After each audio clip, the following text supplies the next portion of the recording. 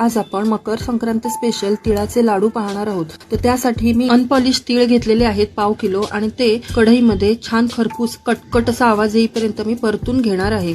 परतताना मध्यम गॅसवर आपल्याला हे सारखे परतत राहायचे आहे, त्याचा कलर चेंज व्हायला नको आहे आपल्याला।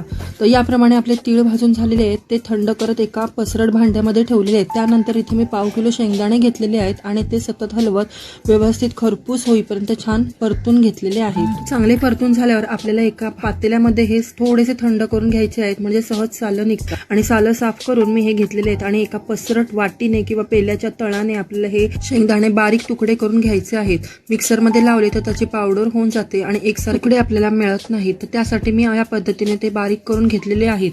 तर शेंगदाणे आपले बारीक झालेले आहेत, तर एका कढईमध्ये 400 ग्रॅम चिक्कीचा गूळ बारीक करून घेतलेला आहे आणि पाकासाठी त्यामध्ये 1/2 कप एवढं पाणी मी घातलेलं आहे आणि याचा पाक करून घेणार आहे। गूळ आपलं चांगलं विरघळलेलं आहे। आता यामध्ये मी चिमूटभर मीठ घातलेलं आहे, यामुळे लाडवाला छान सुंदर टेस्ट येते। तर याप्रमाणे पाक आपला छान उकळून झालेला आहे आणि पाक झाला आहे हे समजण्यासाठी मी वाटीमध्ये पाण्यात 1-2 थेंब टाकलेले आहेत आणि ते सहज जवळ होऊन आपल्या हातात सुद्धा सहज गोळा होतो आहे।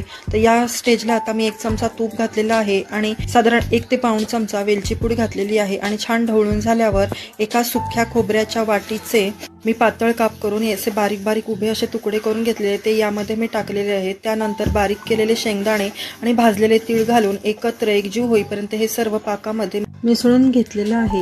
हे पूर्णपणे छान मिक्स झाल्यावर आता आपल्याला गॅस बंद करून घ्यायचा आहे आणि हे करत असताना सुरुवातीला मी एक बाजूला पसरट भांड किंवा ताट ठेवलेलं आहे, की जेणेकरून कढईमधलं सर्व मिश्रण मी एका वेळेस ते पसरट भांड्यात ओतून त्याचे लगेच लाडू वळायला घेतलेले आहेत। तर हे मिश्रण आपण ओतल्यावर कडेने ते जास्त पटपट सुकत जातं, तर मी कडेने थोडं थोडं मिश्रण काढून छान असे पटापट लाडू तयार केलेले आहेत। तुम्ही पाहू शकता छान आपले लाडू गरगरीत गोल तयार झालेले आहेत। तर आजची रेसिपी तुम्हाला कशी वाटली? तुम्ही या मकर संक्रांतीला मी सांगितलेल्या पद्धतीत तुम्ही लाडू करून पहा आणि मला नक्की सांगा। तसेच लाईक करा, शेअर करा, चॅनलला सबस्क्राईब करा। पुन्हा भेटू एका नवीन रेसिपीसह, तोपर्यंत बाय।